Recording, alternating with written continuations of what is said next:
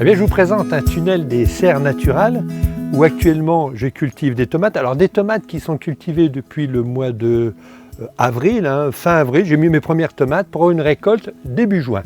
Donc nous sommes passés la mi-septembre maintenant, on voit qu'il y a une belle production de tomates. Alors pas n'importe quelle tomate, des tomates cœur de bœuf, une des meilleures tomates à consommer, pas seulement des cœurs de bœuf.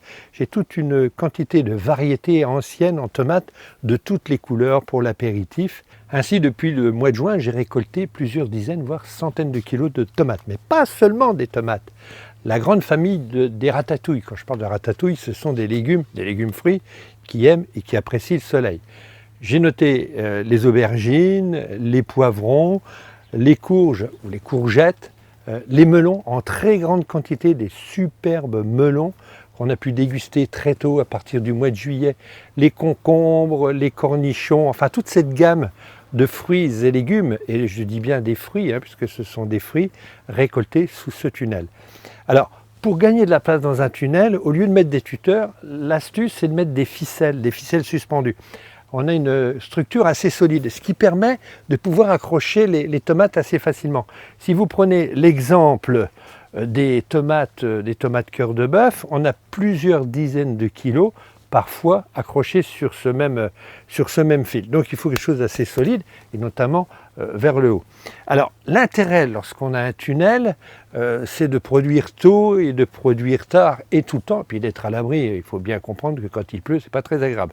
Seulement l'année 2018 fut caniculaire. On a eu beaucoup de chaleur. Et on pourrait se dire, oui, il fait presque trop chaud pour un tunnel. Ce n'était pas tout à fait le cas, parce que grâce à ces tunnels avec des superbes ouvertures des deux côtés, j'ai pu balayer à l'intérieur l'air et jamais mes tomates n'ont souffert de la canicule. Il faut bien savoir que passé 35 degrés, il y a une mauvaise fécondation des fleurs. Alors, pour bien entretenir des tomates sous un tunnel, je vous conseille de retirer les gourmands au fur et à mesure lorsqu'elles poussent. Et puis, passer le mois de juillet, août, même au mois d'août, s'il fait très chaud, surtout conservez les gourmands, puisqu'on n'est pas du tout dans le même système de la culture en pleine terre, sous tunnel, mieux vaut laisser des feuilles, des petits gourmands, même s'il n'y aura pas de tomates, ce n'est pas bien grave, mais c'est ce qui va permettre d'établir la sève élaborée, et la sève élaborée, c'est elle qui va nourrir les tomates. On aura des tomates bien sucrées et bien coûteuses. Surtout, ne déshabillez pas un pied de tomate complètement, il sera acide, la tomate sera acide, elle ne sera pas très bonne. Alors maintenant, les tomates, on est au mois de septembre, j'attends presque la perte de ces tomates, mais je vais les conserver encore un moment.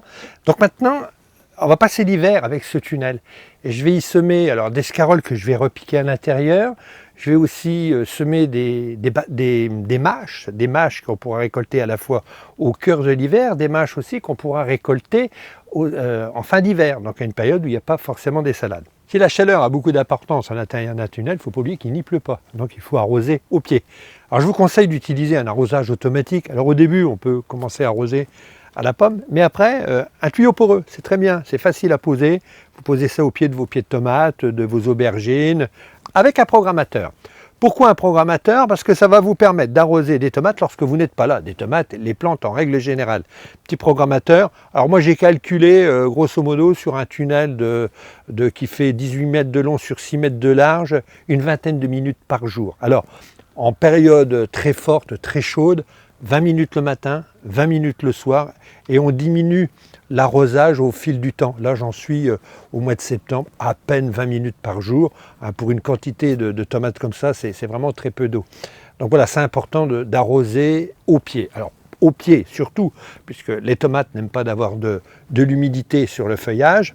Ça vous permettra aussi d'avoir des tomates saines très longtemps. Parce que le grand péché, alors l'année 2018 est assez exceptionnelle, puisque forcément il a fait très beau, donc les pieds de tomates, même celles cultivées dehors, à l'extérieur, sont belles, jamais malades, mais moins tôt quand même que dans un tunnel, et moins tard aussi que dans un tunnel.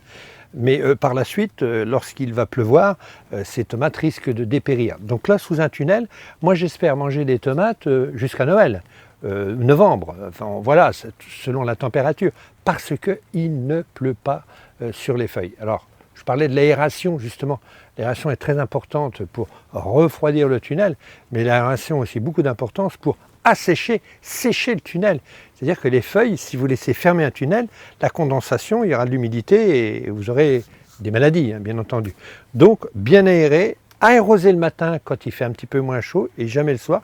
Et quand il fait chaud, on arrose le matin et le soir. L'intérêt d'avoir un tunnel assez grand et assez spacieux, celui-ci fait 18 mètres de long sur 6 mètres de large, ça permet de cultiver un petit peu comme à l'extérieur mais avec les avantages de l'intérieur. On va avoir des légumes, on va prendre l'exemple des radis de tous les mois, c'est-à-dire que tous les mois on peut pratiquement semer des petits radis roses, les fameux 18 jours, vont bénéficier d'un beau volume d'air et on n'aura pas des radis qui vont s'étioler, qui vont monter. Donc on va pouvoir récolter tout le temps. Voilà l'intérêt de ce genre de tunnel. Alors c'est un tunnel qui a été monté au printemps 2018 avec des tubes relativement assez solides, même très solides, bâchés. Alors quand on bâche un tunnel, on s'arrange toujours qu'il fasse bon. On l'a fait même en une période qui faisait un petit peu froid. On a réussi le montage de ce tunnel. Et pendant toute cette période d'été, et notamment au printemps, on a eu des tempêtes, des sérieux coups de vent. Eh bien, notre tunnel a bien résisté parce qu'il est accroché solidement en bas. Donc, je vous conseille d'installer un tunnel pour être tranquille chez vous. Un bon tunnel, alors il y a des dimensions plus ou moins différentes selon l'espace ou la surface qu'on dispose. Et ça vous permettra de récolter des légumes toute l'année, goûteux, sans produits de traitement.